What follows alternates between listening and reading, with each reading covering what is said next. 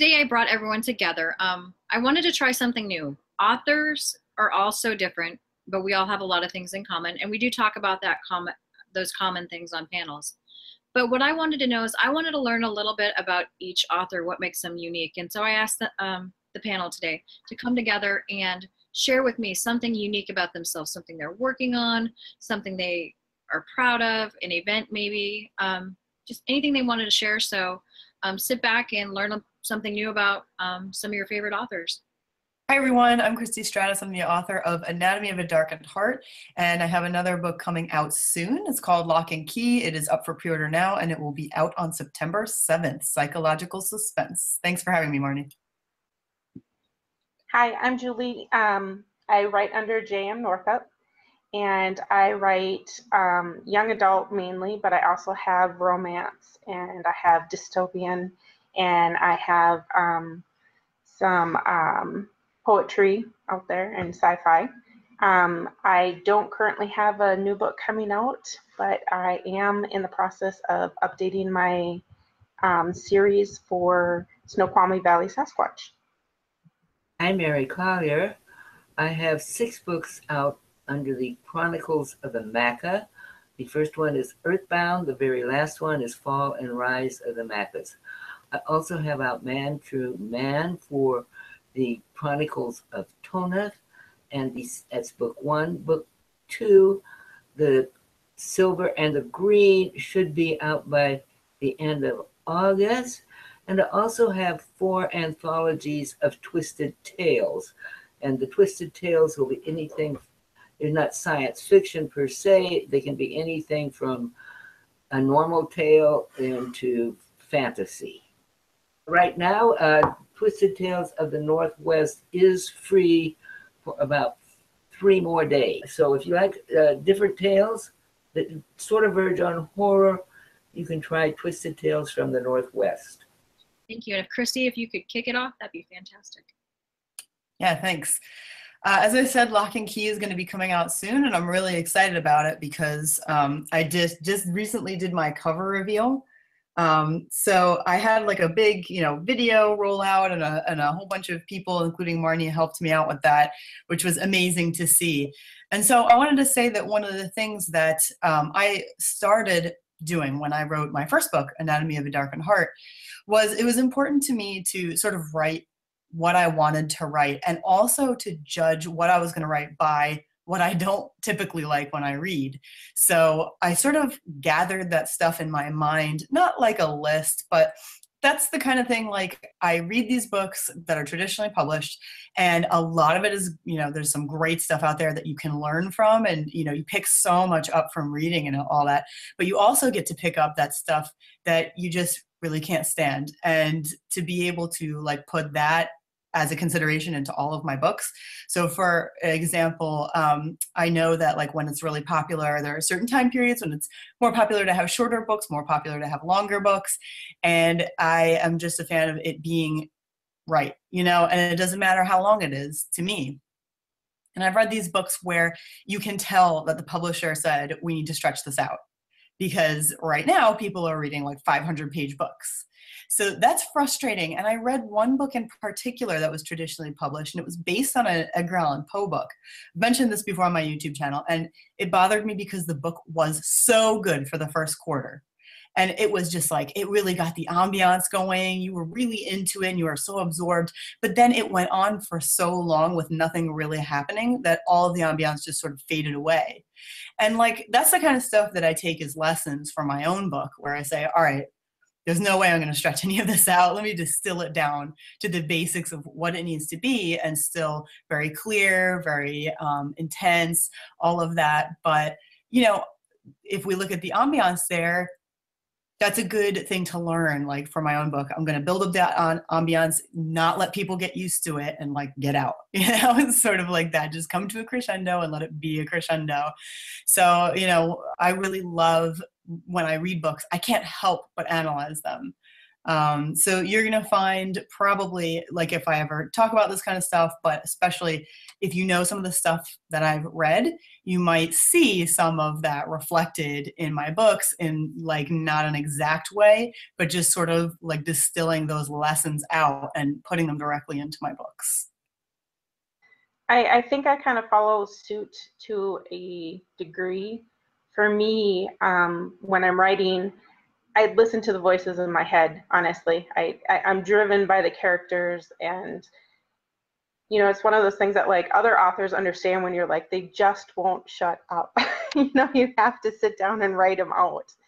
But I don't focus on like, oh, I'm trying to target this particular person, or I'm trying to aspire necessarily to do this particular thing, because so much of the story evolves with the evolution of the character, that even when I have an outline and I know what I'm doing with the story, it still surprises me, you know? And so I have some friends who are like, oh, you have to write like this because this is what the trend is, or, you know, this is what, you know, people like in this particular genre, or, and I guess I don't subscribe to that train of thought, because I feel like a good story is a good story.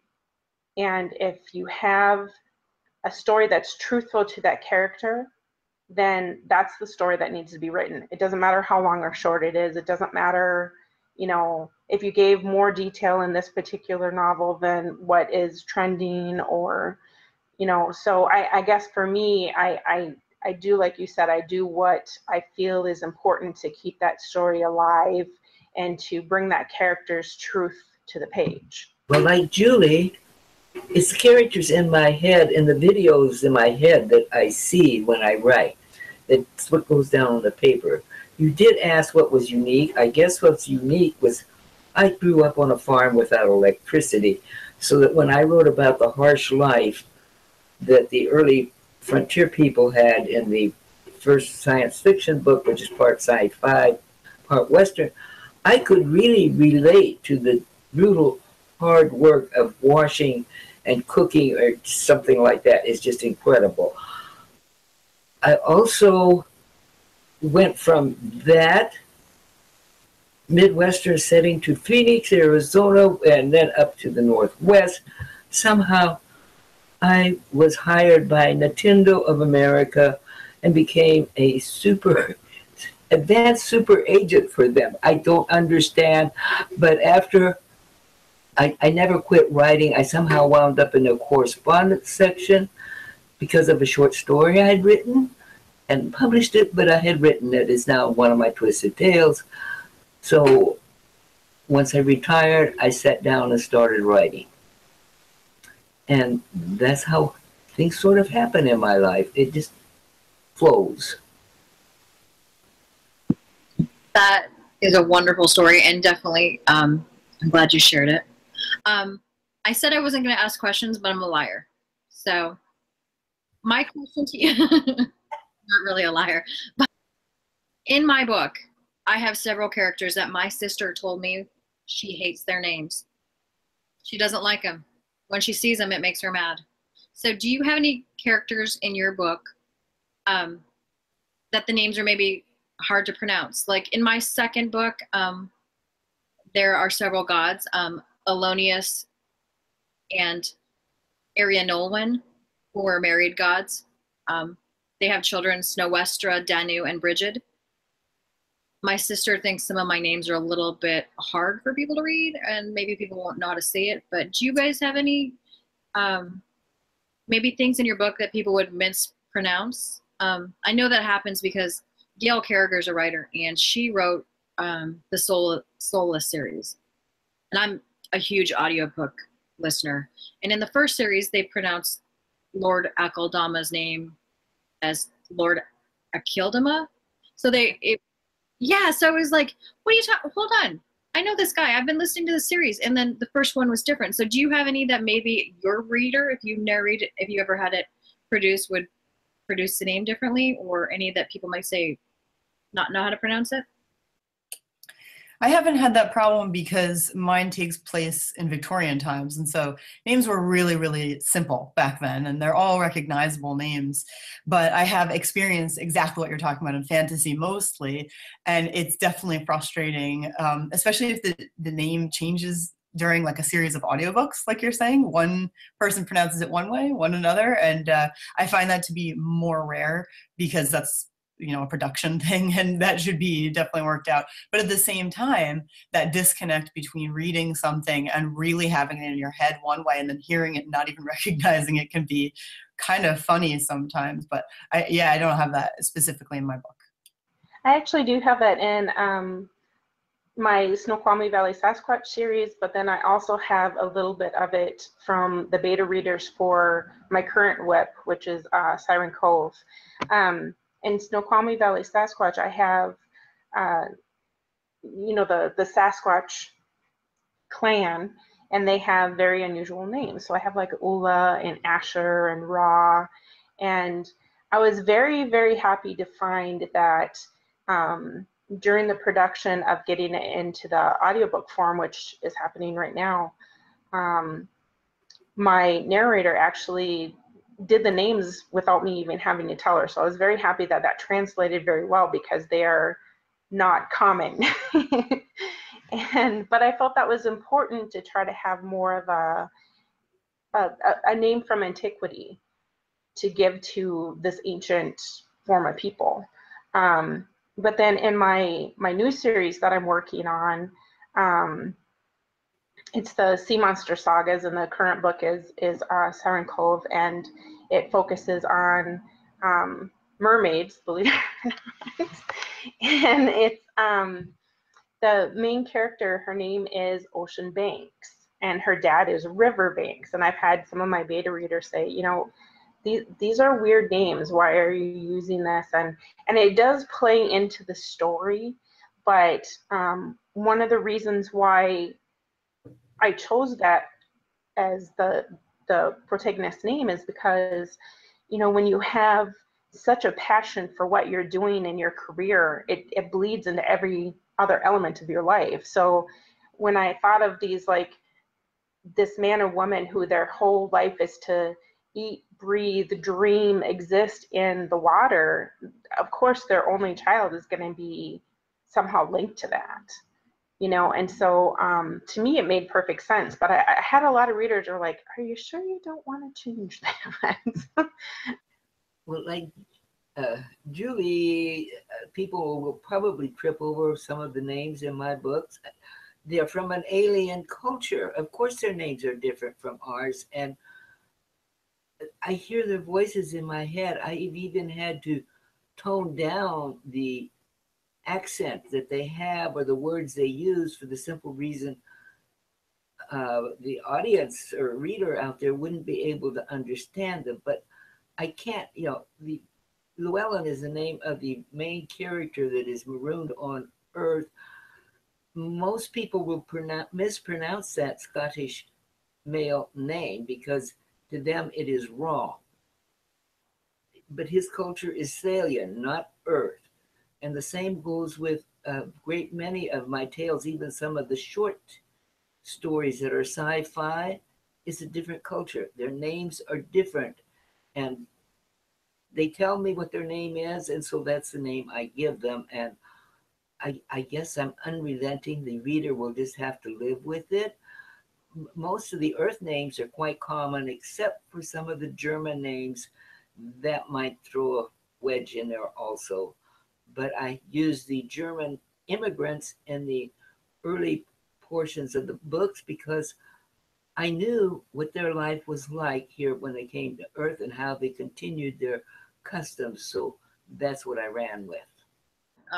And yes, Julie, I loved your names. I just was confused with River and Ocean because it was like, okay, who's the dad? Who's the girl?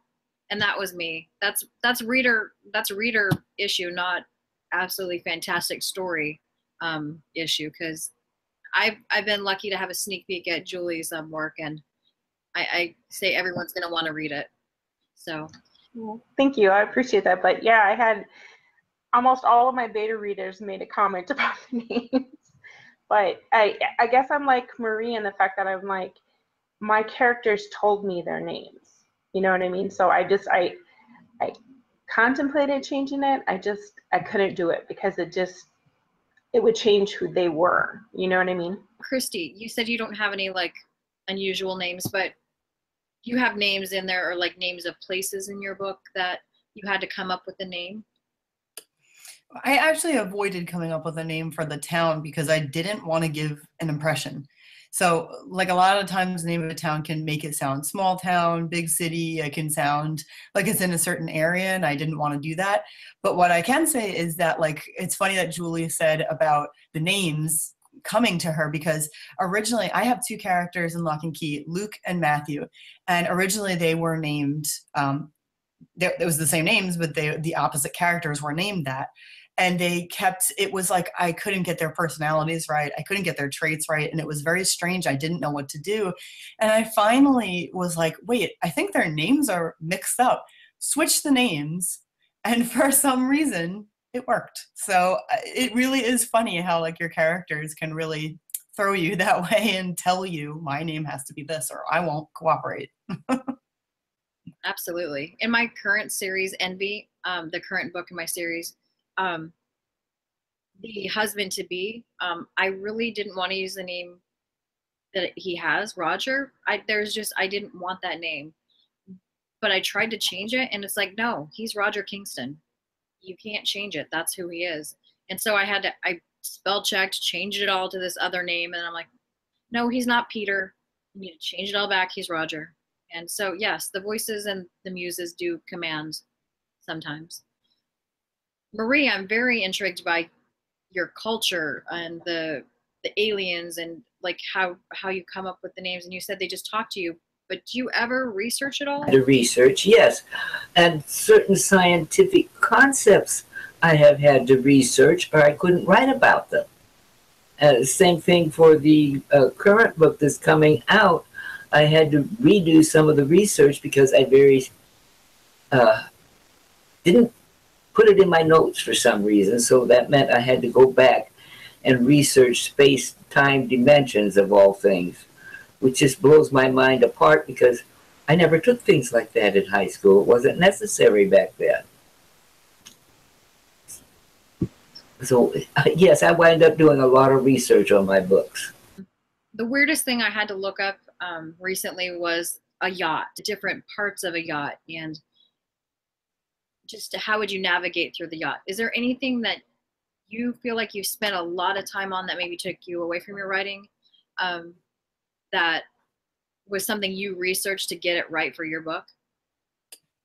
Yeah, I went down the rabbit hole of looking up all the parts of a lock and exactly how they work together, which, as you can imagine, at times was like, not the most exciting thing. But at first, I had thought I was really going to have to include a lot of details so that it felt real, like these people knew what they were doing. But I found that the story actually didn't end up requiring it. So a lot of that went out the window, which is okay. Sometimes we waste time on research we don't use. Whatever, it happens. But I did end up finding, and this is the cool thing about going down rabbit holes, is that I found this particular type of lock. And it was this unbreakable lock at the time. And it fits exactly into the time period in my book, and I was able to use it. And since it is partially historical fiction, that really worked out well. It just sort of places it even more so in the time period and gives it this like very specific, distinct feel for just that. And it's like just a slight mention, but it proves that there was all that research involved.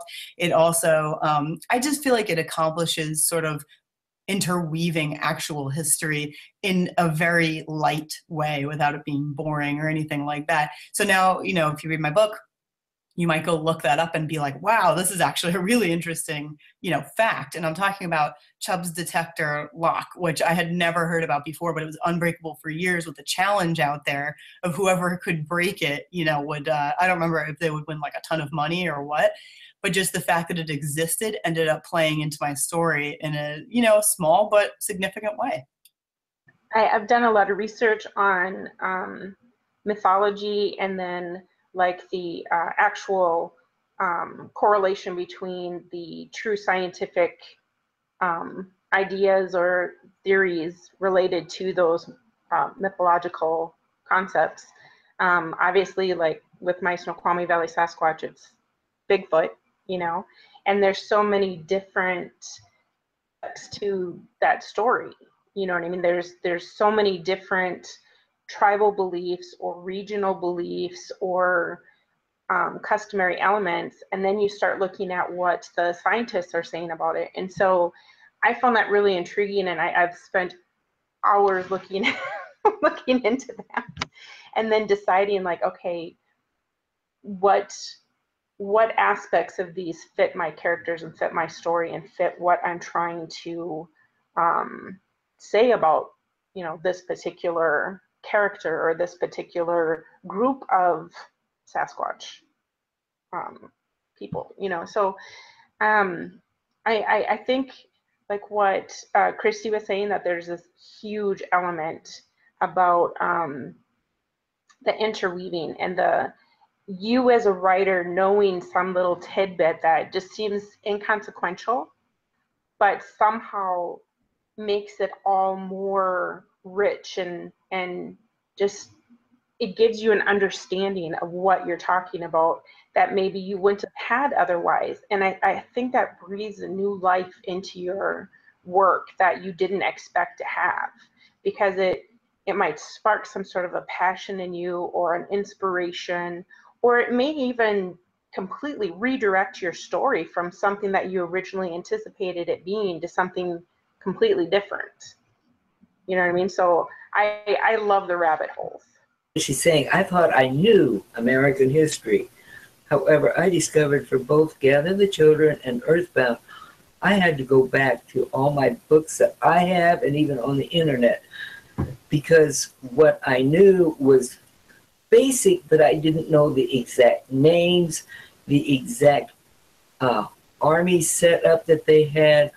Didn't realize how much land the Comanche actually controlled because of the Civil War, that it made part of the story not different, but I could add what was really going on and why it was going on. And I've been so curious. And there's Julie. Julie, have you ever been to the Snoqualmie Valley, or the Valley of the Moon, as the Snoqualmies call it?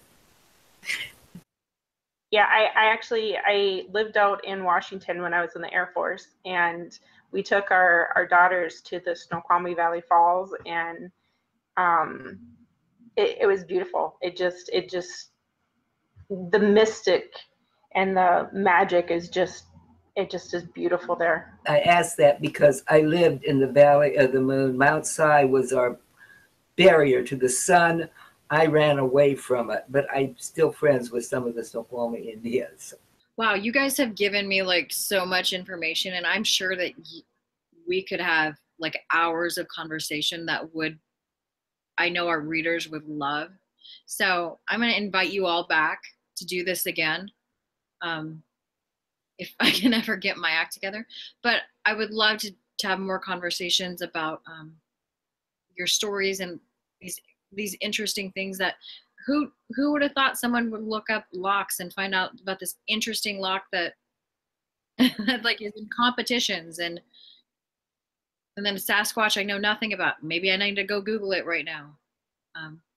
And Marie, I have your book in my to be read graveyard, as I like to call it, because one day I'm going to get there before I'm a ghost. Let me just say, I'd like everyone to go ahead and share with us how we can find you. You can find me at CHRISTIESTRATOS.com. That's my website. You can also find me on YouTube, Instagram, Twitter, Facebook, and any host of number of different social media outlets and a few writing apps as well. I am on Wattpad, although I don't do much there, but I'm still there.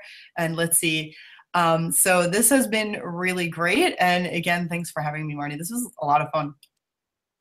I can be found on Facebook is probably my biggest social media outlet. I have a private Facebook under Julie Northup, and then I have my author one under JM Northup. You can find me at my website at www.jmnorthup.com. I also have a blog spot that I maintain, and I try to promote as many authors and books that I can. I do interviews, reviews, cover reviews, new releases, whips. So I invite you to come and check that out so that you can see all the amazing authors that are on there, including Marnie and Marie and Christy. I still got you in the lineup. This was fantastic, and it was really fun to, get together and share like minds and to hear all the different ways that we come together and find our stories. So thank you so much for this. Julie's blog, her website on Facebook is fantastic. I appreciate that so much. You'll find me at my website, www.mariecollier.com. Mary is M-A-R-I, just the one I. I'm not Marie, I'm Mary. It's my family name, and I really appreciate being on here. I have promised people I'll read, and I haven't even turned a page yet, and I'm so sorry. I totally understand that, but we can only do what we can do, right, Mary? Anyway, our episode has come to an end. Wanted to thank everyone for joining us. I hope you found out some new things about our authors, this panel of wonderful women that maybe you didn't know before. Hopefully you're inspired to go and pick up a few of their books, or, maybe research a little bit of what we talked about. Anyway, hope to see you again for our next episode, and remember, it's always a good time to go indie now.